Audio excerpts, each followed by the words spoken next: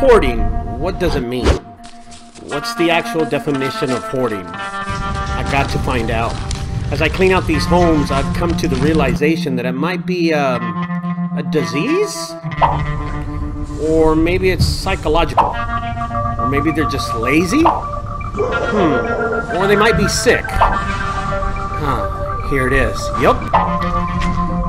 Hoarding is a persistent difficulty discarding or parting with possessions because of a perceived need to save them. Today's the day I find out the truth. Yup, it's today. Hoarding. The act of one who hoards that which is hoarding. Hoard. Accumulation of something stored away from safekeeping or future use. To amass and store or hide money, valuables, etc. To amass and store. Hoarding.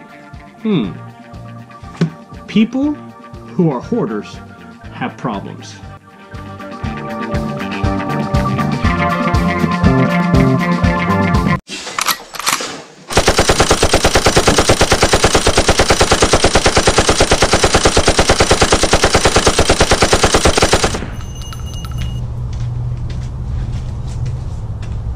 So, how do you know if a family member, a friend, or a colleague is a hoarder? I mean, what are the behavioral signs of a hoarder?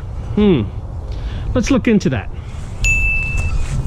You know, one of the biggest symptoms that you can tell that someone has a problem with hoarding is the inability to throw away things. They want to keep things, they want to stack things, they want to, every little part or every piece of paper means something to that person. They want to possess everything they touch.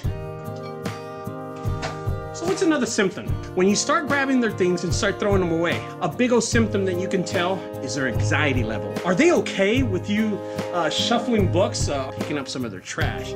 If you notice your family member or friend gets nervous, starts anxiety, starts getting hives, then guys, they're suffering from something. It's time for you help.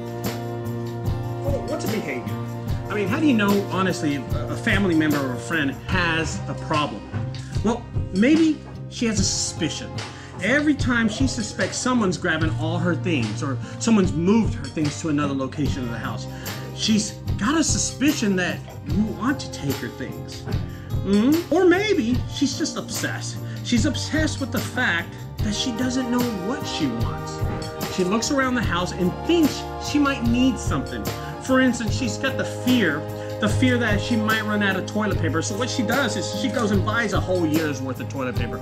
Or maybe she has that fear of losing that favorite book, you know, that favorite Moby Dick book. So what does she do? She buys more issues of the same book. A chance she might have a behavioral problem. Or she's just hoarding her problems.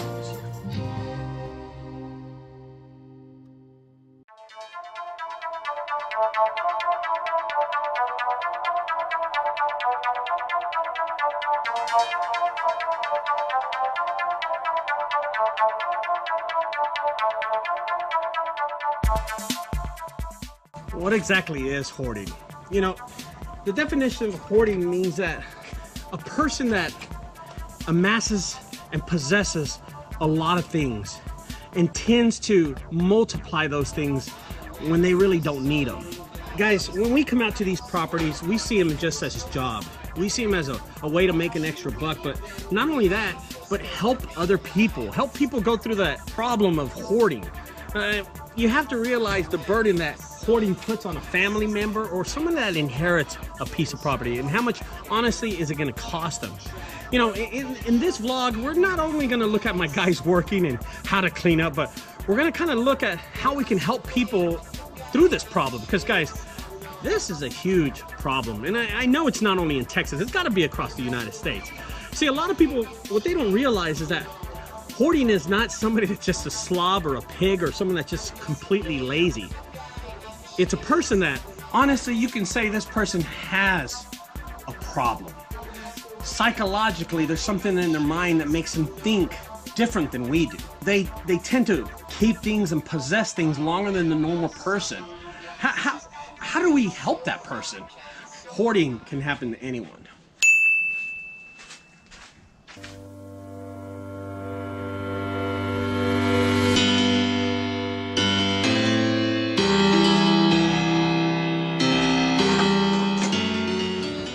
So, how do you prevent hoarding?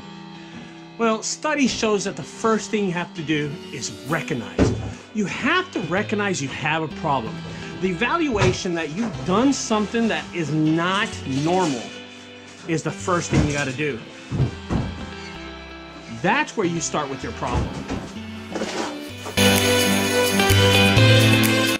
Number 2, you have to overcome that fear. You have to know your limitations and where it haunts you and where that is inside you that you're scared of doing. If you're used to hoarding, you have to overcome that fear. Study shows that anyone who can overcome that fear is in a better place.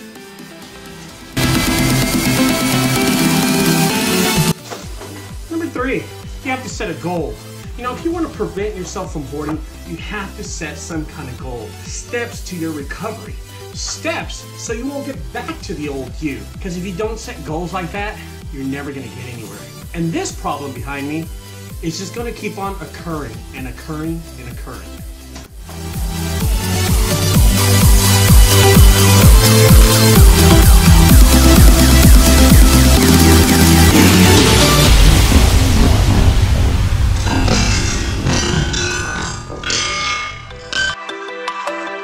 I've been moving calm, don't start no trouble with me. Trying to keep it peaceful is a struggle for me. Don't pull up at 6 a.m. to cuddle with me. You know how I like it when you loving on me. I don't wanna die for them to miss me. Guess I see the things that they wishing on me. Hope I got some brothers that outlive me. They gon' tell the story, shit was different. It can get this bad, especially when you don't clean up for about 7 years. God's plan, God's plan. I hold back sometimes I won't. I feel good when I'm alone. Leave me in the studio. Daily self-discovery. This is gonna be part 1 of the story. Part 2 is how it affects people and, you know, the family members that have to go through it and the costs. What are the costs to cleaning up a mess like this? Well, I appreciate y'all staying on board, guys, checking out the rest of the video. Don't forget to subscribe over to the right side over there. And on the left side, check out my other videos. Guys, I'll see you mañana. Oh, by the way, we're back here tomorrow, too.